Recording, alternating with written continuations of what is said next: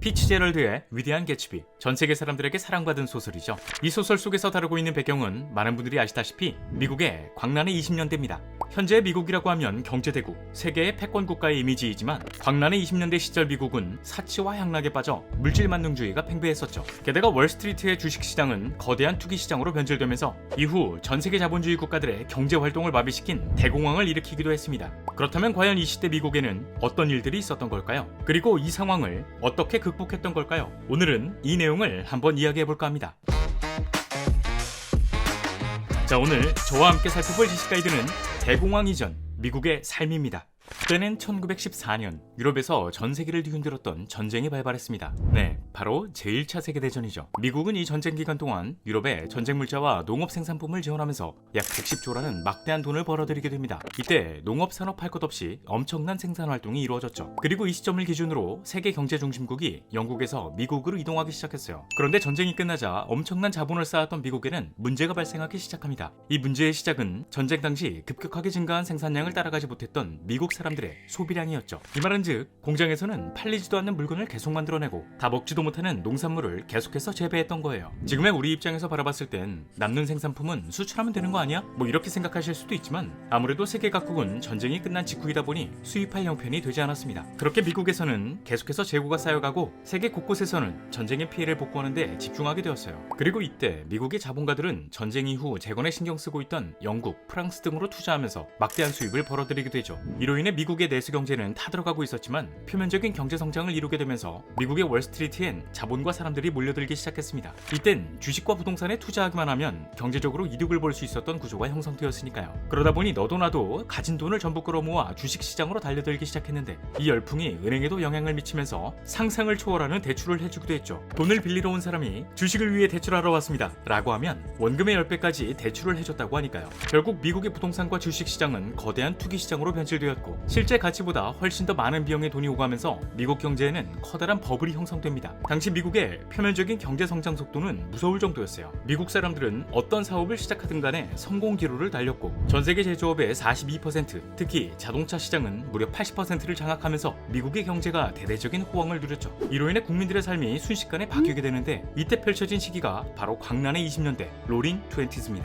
이 광란의 20년대는 국민들의 소비가 증가하면서 예술, 문화, 산업 등이 발전한 시대이자 술, 금지 약물에 취해 인생은 한 번뿐이다 라는 인식을 가진 욜로족이 등장한 시기이기도 해요. 이들은 매일 저녁 성대하고 화려한 파티를 즐기기 시작했고 이 영향으로 미국에는 새로운 음악의 장르가 탄생하기도 했습니다. 네, 재즈와 스윙 댄스죠. 많은 사람들은 춤과 술, 그리고 금지된 약물에 빠져 흥청망청한 삶을 살았어요. 물론 이런 상황을 모두가 달갑게 생각했던 것은 아니었죠. 미국의 보수파 진영에서는 이대로 가다간 분명 사회적인 문제가 일어날 것이고 이 모든 상황의 원인은 술에서부터 시작되었다고 생각했습니다. 결국 이때 술의 제조와 유통을 불법화하는 이른바 금주법이 등장하기도 하는데 사람들은 과연 이 법이 통과된 이후 진짜 술을 마시지 않았을까요? 당연히 아니었어요. 오히려 법을 피해 술을 마시기 시작했죠. 스픽이즈라는 무허가 주점에서 술을 판매하기도 하고 밀주를 만들어서 몰래 유통하기도 하고 심지어 병을 핑계로 처방전을 받아 약국에서 술을 받아가기도 했어요. 이런 상황은 날이 가면 갈수록 심해져만 갔죠. 이들은 법을 어겨가면서 사치와 향락을 즐겼고 물질적으로 풍요로운 시대,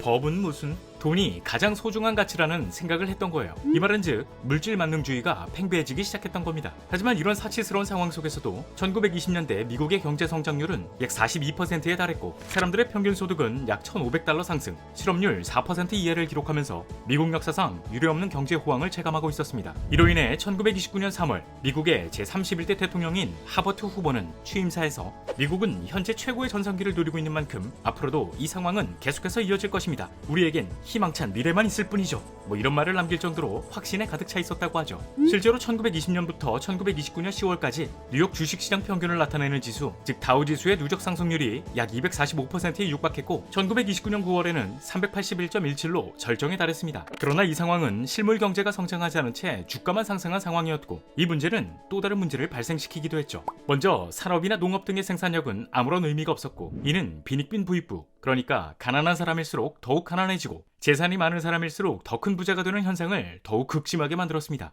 이후에는 각종 산업에서 수요가 하락해 부동산 경기를 흔들기 시작했죠. 또한 체감할 수 있는 경기보다 너무 앞서가는 주식시장을 비판적으로 바라보는 만평이 줄지어 나오기도 했지만 사람들은 이런 사실들을 믿지 않았다고 해요. 하지만 거품이 꺼져가는 현상을 그대로 바라만 보고 있을 해외 투자자들이 아니었죠. 해외 투자자들은 불안감을 느껴 투자금을 회수했고, 그제서야 뭔가 잘못되고 있다고 생각한 미국인들은 가지고 있던 주식을 팔아치우기 시작했습니다. 결국 엄청난 양의 주식들이 일제히 쏟아지면서 381.17이라는 역대 최대치를 찍었던 다우지수는 불과 한 달 만에 230.07로 폭락하게 되죠. 이 시점은 1929년 10월 24일, 전 세계적인 경제 대공황의 시작을 알린 검은 목요일이었죠. 그렇게 끝을 모르고 폭락을 거듭했던 다우지수는 1933년 41.21을 기록하게 되었고, 무분별하게 대출해주던 약 6,000개의 은행은 줄도산을 했습니다. 또한 하루하루 수천 개에 달하는 기업이 파산하게 되면서 이 시기에 약 10만 개에 달하는 기업이 파산 신청을 했다고 하죠. 이로 인해 미국의 실업률은 4%에서 25%로 폭등했고, 대공황이 시작되었을 무렵 실직자 수가 300만 명에서 1933년 1,300만 명을 기록합니다. 노동을 할 수 있는 인구로 계산해봤을 때 이 숫자는 4명 중 1명은 실업자라는 것이었죠.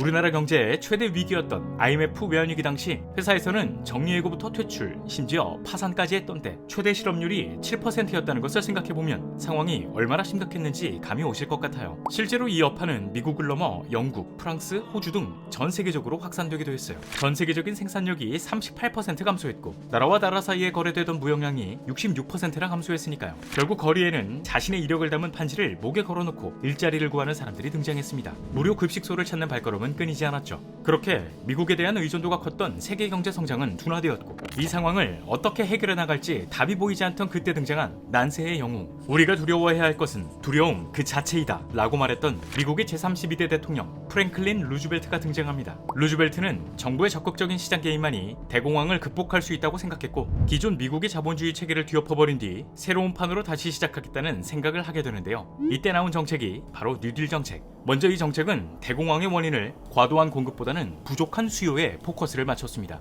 그리곤 금융시장이 흔들리는 것을 방지하고자 은행의 문을 닫아버렸죠. 은행의 문을 닫은 이유는 많은 사람들이 한꺼번에 자금을 인출하는 뱅크런 현상을 막기 위해서이기도 하지만, 정확하게 말하자면 달러가 아닌 금이 빠져나가는 현상을 막기 위함이었습니다. 해외 자본가들이 은행에서 금으로 환전에 빠져나간다면 미국의 입장에선 엄청난 손해로 다가오기 때문이었죠. 그렇게 루즈벨트는 국민들에게 신뢰를 얻을 때까지 은행 업무를 중단시켰고, 실업률 극복을 위한 공공사업들을 추진하기 시작했습니다. 여기에 가장 대표적인 사업으로는 테네시강 유역개발 공사가 있었죠. 이 사업은 최대 지류 길이만 1,045km에 달하는 테네시강 유역에 26개의 대형댐을 건설하는 것으로 노동자들에게 일자리를 제공하고, 수력발전소를 운영해 전력 생산과 농업을 증대시켜 큰 효과를 불러일으켰죠. 이후에는 18세부터 25세까지 젊은 청년층을 대상으로 약 200만 명의 인원을 고용하는 민간자원 보존단, 즉 CCC 프로젝트를 진행하게 되면서 약 30억 그루의 나무를 심고 훗날 미국 국립공원에 뼈대를 완성시켰어요. 결국 루즈벨트는 이 정책으로 바닥에 주저앉아 있던 미국의 경제를 대공황이 일어나기 전 수준과 비슷한 상황까지 끌어올리게 되었지만,